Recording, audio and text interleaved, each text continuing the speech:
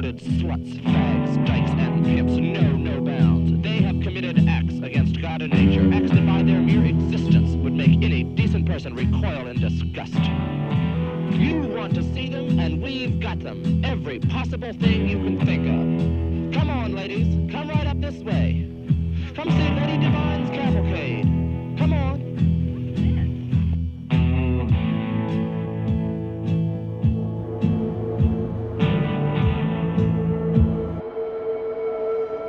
The only food available was 5 loaves of bread and 2 fishes.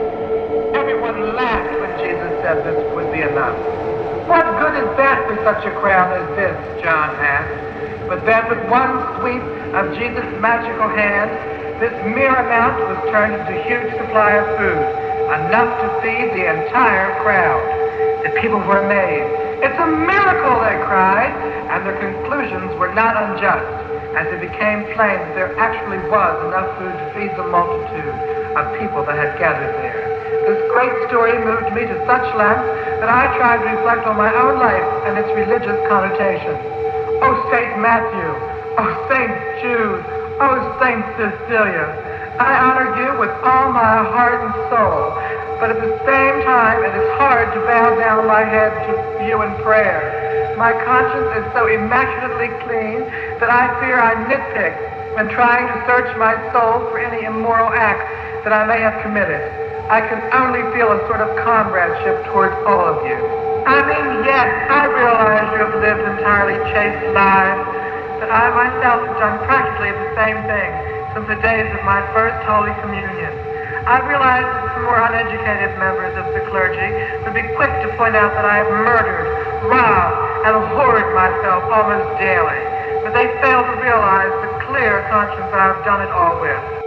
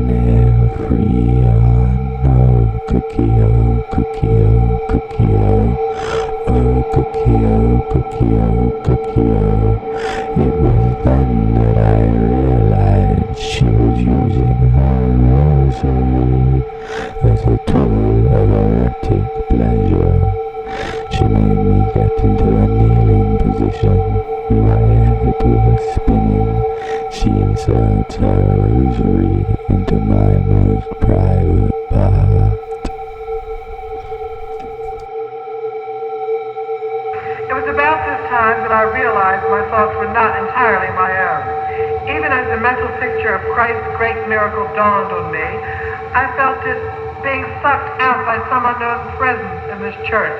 I dared not turn around to confront this personality that was robbing me of my pious thoughts and forcing me back into my everyday search for self-gratification at whatever cost possible. I tried to bury my mind in prayer. Hail Mary, full of grace, the Lord is with thee. Blessed art thou amongst women. She coughed as if to attract my attention towards her and gave me a lewdly religious glare. I realized that I had not discouraged her one bit, but continued to pray. Our Father, who art in heaven, hallowed be thy name. Thy kingdom come, thy will be done, on earth as it is in heaven. forgive us this day. I thought of the time Jesus prayed in the garden. Oh, my Father, if thou be willing, remove this agony from me. Nevertheless, not my will, but thine be done. Nearby, his apostles lay fast asleep, exhausted after a 24-hour prayer session. It was then that I realized that my thoughts were once again being picked up by this lady behind me. Her presence was everywhere. I once again tried to rid my mind with prayer. Our Father, who art in heaven, hallowed be thy name. Thy kingdom come, thy will be done, on earth as it is in heaven. Give us this day our daily bread, and forgive us our trespasses as we forgive those who trespass against us. Jesus tried to wake the apostles. Arise, he said.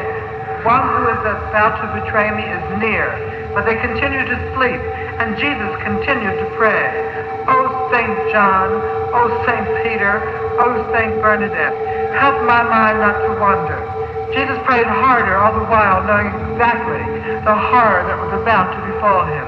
As Jesus prayed, Judas leads a couple of Roman soldiers into the garden, and according to his agreement, identifies Jesus with the kiss. The soldiers begin to beat him and strip him of all the while yelling horrible racial remarks to him. Judas merely cowered at the realization of what he had done. When the disciples see Jesus making no use of his supernatural tendencies, they run for their lives. Jesus is then taken by the guards and stripped of his garments by these cruel soldiers. No torture is too hideous for them. They beat him with chains and whips for hours on end, until his flesh is lashed and streaked with blood. And all the time, Jesus could have used his powers to free himself from these tortures.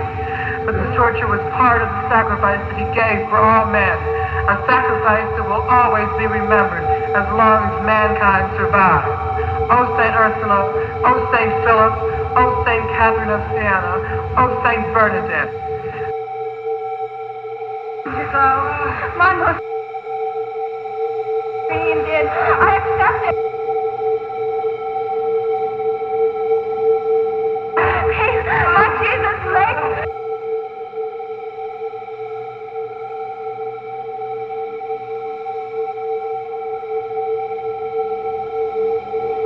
The cross. Consider how my Jesus, after 3 hours agony on the cross, consumed me.